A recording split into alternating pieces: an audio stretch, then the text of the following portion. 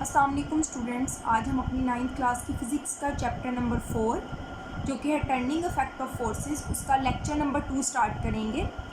आज का जो हमारा टॉपिक है वो है addition of forces. Addition of forces को जमा करना। ठीक है स्टूडेंट्स, अब एडिशन ऑफ फोर्सेस बेसिकली हम इसको पढ़ते हैं। अब आपको पता है फोर्स जो होती है वो एक वेक्टर क्वांटिटी है। फोर्स एक वेक्टर क्वांटिटी है। अब वेक्टर क्वांटिटी क्या होता है? ऐसी क्वांटिटी जिसकी मैग्नीट्यूड भी होती है प्लस साथ में ऐसी क्वांटिटीज़ की डायरेक्शन भी होती है, सिमत भी होती है।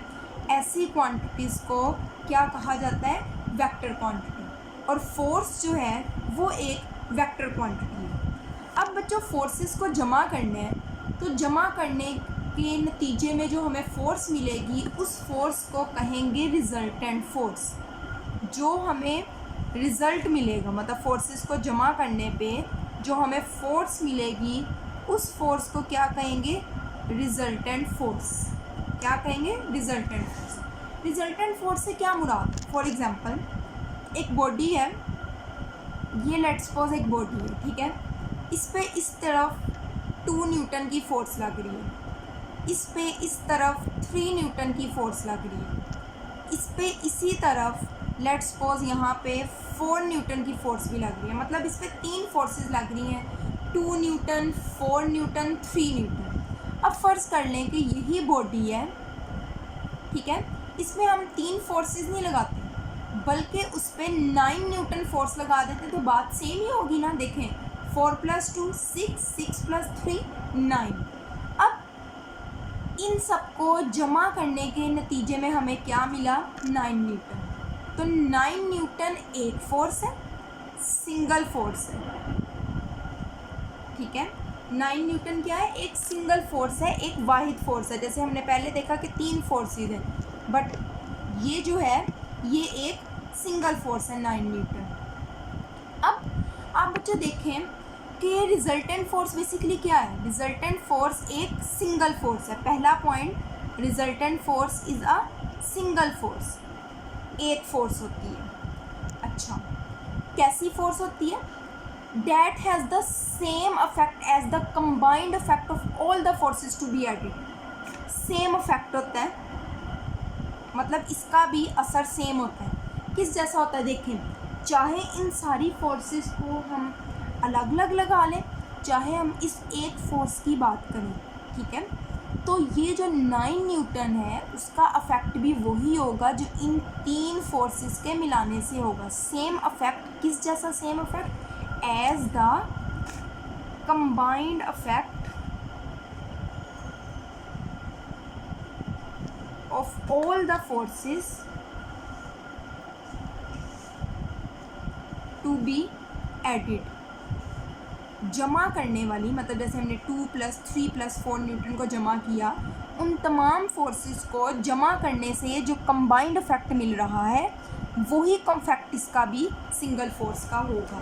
तो रिजल्टेंट फोर्स, सॉरी यहाँ रिजल्टेंट आना था, रिजल्टेंट फोर्स एक सिंगल फोर्स है जो उन्हीं असरात की हामिल होती है जिन फोर्सेस को जमा किया जाता है। तो स्टूडेंट्स, एडिशन ऑफ फोर्सेस, जब आप फोर्सेस को जमा करते हैं तो आपको कौन सी फोर्स मिलती है? Resultant force. और रिजल्टेंट फोर्स की आप पिंक ब्लॉक में डेफिनेशन देख सकते हैं।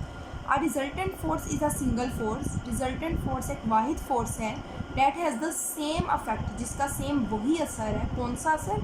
as the combined effect of all the forces to be added। जो तमाम जमा की जाने वाली फोर्सेस से मिलकर आपको एक इफेक्ट मिल रहा है, सिंगल फोर्स भी वही इफेक्ट रखती है। तो ये हो गया आपका रिजल्टेंट फोर्स। अब स्टूडेंट्स, ये तो आपने जमा कर ली मैग्नीट्यूड 9 न्यूटन, लेकिन फोर्सेस की डायरेक्शन भी होती है। तो इसका मतलब ये है कि ये 2 न्यूटन + 3 न्यूटन, ये जो होता है ना इस तरीके से जमा करना, इसे कहते हैं अरिथमेटिकल रूल। अरिथमेटिकल रूल किसे कहते हैं? रियाजी का अरिथमेटिकल रूल है। तो फोर्सेस जो है, क्योंकि उसकी मैग्नीट्यूड भी होती है, डायरेक्शन भी होती है, तो उसको सिंपल अरिथमेटिकल रूल से जमा नहीं किया जा सकता। मसलन लेट्स सपोज के एक बॉडी पे 2 न्यूटन फोर्स इधर लग रही है, 3 न्यूटन इधर लग रही है। अब ऐसी सिचुएशन में आप इसको 2 + 3 करके जमा नहीं कर सकते, ठीक है। तो अब फोर्सेस को जमा करने के लिए एक तरीका इस्तेमाल किया जाता है जिसे कहा जाता है head to tail rule.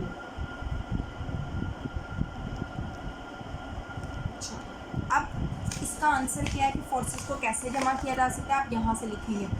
Force is a vector quantity, force एक वेक्टर क्वांटिटी है। It has both magnitude and direction, इसकी मैग्नीट्यूड भी होती है, मिकदार भी होती है, और डायरेक्शन यानी सिमत भी होती है। देयरफॉर इस वजह से forces are not added by ordinary arithmetical rules, forces को सादा हिसाबी तरीक़ाकार से जमा नहीं किया जा सकता। इसके आगे आप लाइन लिखेंगे, it can be added by head to tail rule. इसको हेड टू टेल रूल के ज़रिए जमा किया जा सकता है। स्टूडेंट्स, आपको पेपर में अगर क्वेश्चन आता है एडिशन ऑफ फोर्सेस, तब भी आप ये पैराग्राफ लिखेंगे यहाँ तक, और आगे ये लाइन लिखेंगे और फिर हेड टू टेल रूल लिखेंगे। आपको पेपर में क्वेश्चन आ जाता है हेड टू टेल रूल क्या है या फोर्सेस को किस तरह जमा किया जाता है, आपने इतना लिखना है और आगे हेड टू टेल रूल लिखना है। अब ये देखेंगे आगे हेड टू टेल रूल दिया हुआ है। देखिए, one of the method for the addition of forces is a graphical method. एक ग्राफिकल तरीकाकार है फोर्सेस को जमा करने का।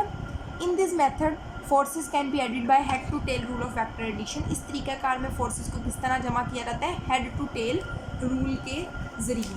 अब स्टूडेंट्स, हम हेड टू टेल रूल देखते हैं। हेड टू टेल रूल देखने से पहले आपको पता होना चाहिए कि ये जो एक वेक्टर होता है उसको हमने पढ़ा था एरो से जाहिर करते हैं। इस पार्ट को हेड कहा जाता है, इस पार्ट को टेल कहा जाता है। अब हेड टू टेल रूल में फोर्सेस को किस तरह जमा किया जाता है ये हम देखते हैं। स्टूडेंट्स, ये मैंने आपके सामने लिखा हुआ रखा हुआ है। आपने इसको एज इट इज़ लिखना है, ये आपने बुक से नहीं करना है। ये जो मैंने लिखा है आपने इसी तरीके से लिखना है। हेड टू टेल रूल अब हम देखते हैं किस तरह हेड टू टेल रूल में फोर्सेस को जमा किया जाता है। Head to tail rule is a rule for vector addition. आप यहाँ वेक्टर, जहाँ वेक्टर का वर्ड आएगा ना, वहाँ आप वेक्टर का वर्ड भी यूज़ कर सकते हैं, फोर्स का वर्ड भी यूज़ कर सकते हैं। जहाँ पे वेक्टर का वर्ड आएगा उसकी जगह आप फोर्स का वर्ड भी यूज़ कर सकते हैं। Head to tail rule is a rule for vector addition. Head to tail rule एक वेक्टर को जमा करने का तरीक़ाकार है। कैसा तरीक़ाकार है? इन विच, जिसमें head of first vector is attached with the tail of the second vector, जिसमें पहले वेक्टर के हेड को दूसरे वेक्टर की टेल के साथ मिलाया जाता है, एंड सो ऑन, और इस तरीके से सिलसिला जारी रहता है।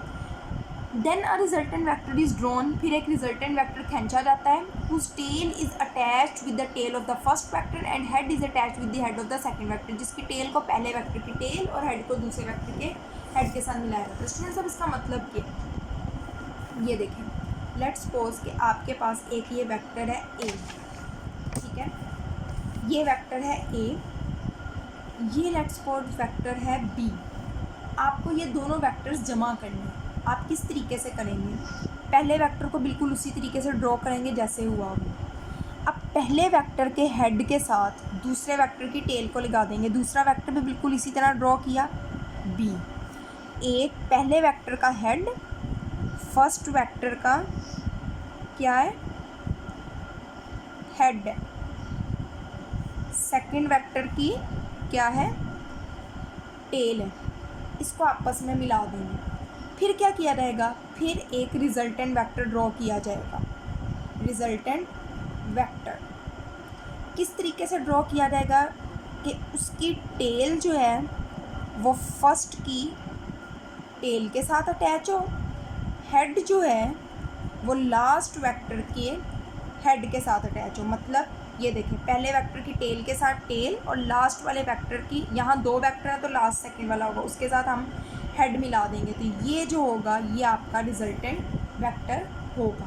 अगर तीन वेक्टर है, लेट्स पहले के हेड के साथ दूसरे की टेल, दूसरे के हेड के साथ तीसरे की टेल, इस तरीके से जितने भी होंगे हम करेंगे। और फिर रिजल्टेंट वेक्टर किस तरीके से करेंगे कि पहले की टेल और दूसरे के आखिरी के हेड को मिला देंगे, तो ये रिजल्टेंट वेक्टर आ जाएगा।